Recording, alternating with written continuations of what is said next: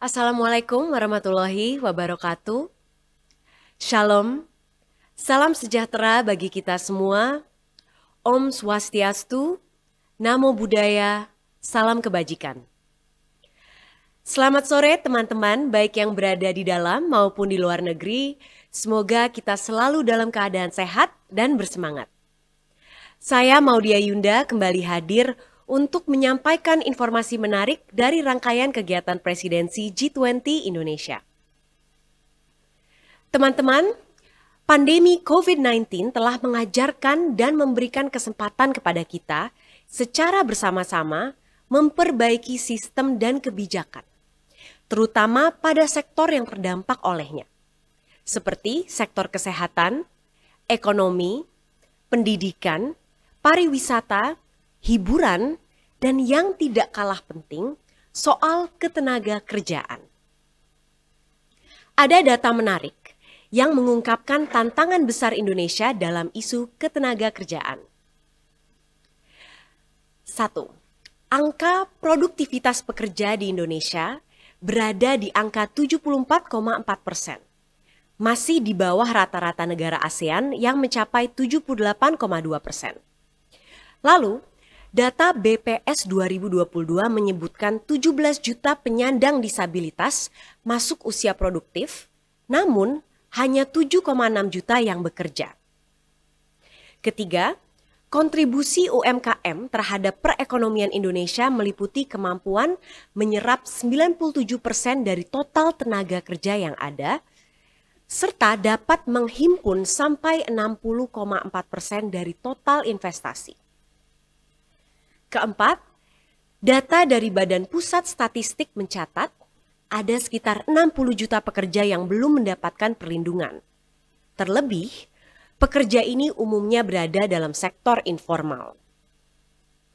Sektor ketenaga kerjaan menjadi salah satu poin pembahasan penting dalam situasi pemulihan pasca pandemi. Pandemi telah mempercepat perubahan pekerjaan di pasar tenaga kerja kita saat ini. Di sisi lain, Indonesia sendiri diprediksi akan mencapai puncak periode dividen demografisnya antara tahun 2030 dan 2040. Misalnya, pada tahun 2035, populasi usia produktif akan mencapai 64% dari total populasi 297 juta. Oleh karena itu, pertemuan Menteri Ketenagakerjaan G20 di Bali pada 14 September 2022 mengusung tema utama, Improving the Employment Condition to Recover Together. Pertemuan ini membahas 4 isu prioritas yang sangat relevan dengan situasi saat ini, yaitu Inclusive Labor Market and Affirmative Decent Jobs for Persons with Disabilities, Human Capacity Development for Sustainable Growth and Productivity Improvement, Sustainable Job Creation Towards Changing World of Work, Adapting Labor Protection Policies for a More Effective Protection and Increased Resilience of All. Teman-teman, selain dihadiri oleh anggota G20, pertemuan ini juga menghadirkan sejumlah negara tamu, engagement group, dan lembaga internasional. Partisipasi berbagai negara dan lembaga internasional ini dapat memberikan dukungan pada isu-isu kunci yang diusung Indonesia dan memberikan manfaat pada dunia. Yang pertama, akan menghasilkan rumusan-rumusan action plan, rekomendasi kebijakan, dan prinsip kebijakan yang nantinya dapat diimplementasikan oleh Indonesia. Yang kedua, mengakselerasi dan melakukan monitoring prinsip G20 dalam mengintegrasikan penyandang disabilitas ke dalam pasar kerja. Yang ketiga, meningkatkan kapasitas dan produktivitas sumber daya manusia melalui penguatan pelatihan kejuruan berbasis komunitas. Yang keempat, mendorong kewirausahaan dan mendukung UMKM sebagai instrumen penciptaan lapangan pekerjaan yang berkelanjutan. Yang kelima, perbaikan jaminan sosial ketenagakerjaan yang menyesuaikan dengan perubahan dunia kerja.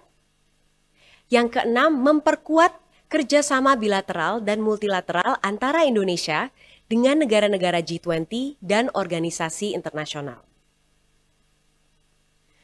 Teman-teman, saya juga ingin menyampaikan salah satu rangkaian kegiatan G20 yang menarik dan bermanfaat, yaitu rangkaian pertemuan tingkat Menteri Bidang Kebudayaan yang terdiri dari Orkestra Borobudur G20, Ruatan Bumi, Kirab Budaya, Rapat Raksasa, hingga berbagai kegiatan di desa-desa sekitar Borobudur.